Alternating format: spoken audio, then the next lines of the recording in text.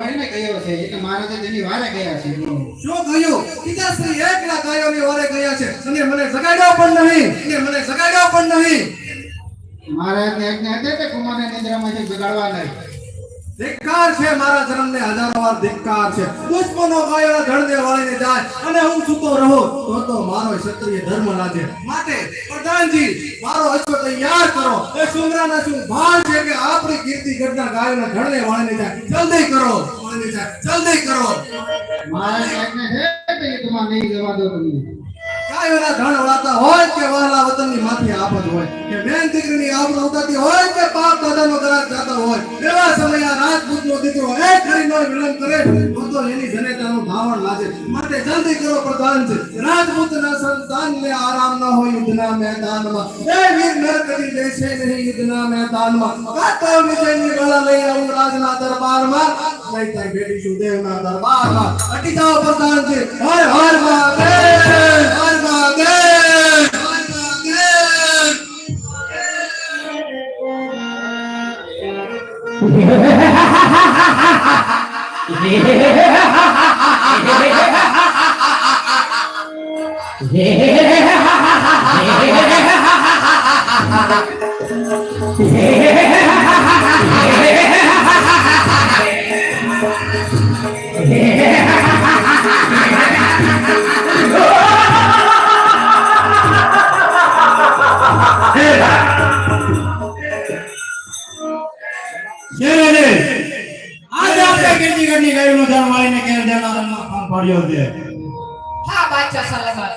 આપણે ગાયનો ધણ વાળી અને કયા કયા 10 વર્ષ બગાડ્યું છે. જેને એટલો બધો કાઈ લાવવાની જરૂર નથી. મને લાગે છે કે હમણાં કે આજે વાળવો જોઈએ. અરે બાદશાહ સલામત આથી બકવાડો આવશે તો જીવ તો પાછો લઈ જાય.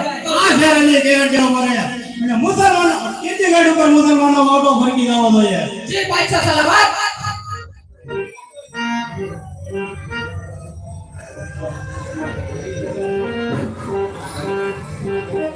અરે નાસી ને ક્યાં જશો? ન્યુ માલ આવ ગૌધન અમારા દેશનું એને લઈને ક્યાં જશો?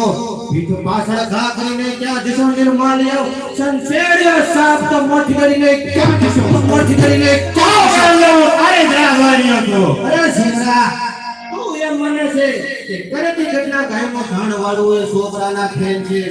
એટલી વાર હારીને ગયો છતાં ભાન નથી આવતી. આ તો કોણ હારે કોણ જીતે કે હમણાં ખબર પડશે.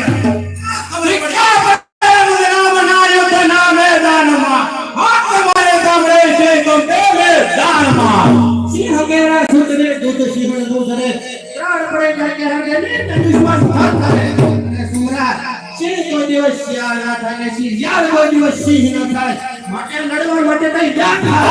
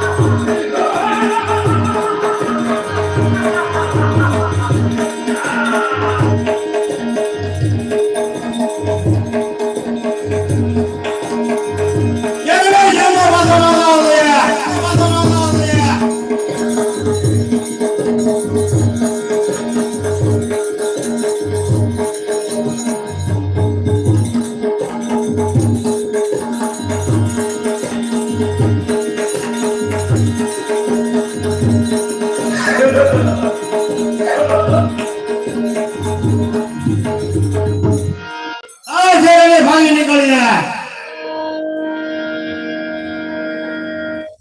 હે મહાદેવ. હવે મારા જીવને શાંતિ થઈ. ગાયોનો ધણ ગીરગટ ભેગું થઈ ગયું. મારી ઇજ્જત સસવાઈ ગઈ. હવે મને મારા પ્રાણની કોઈ ચિંતા નથી.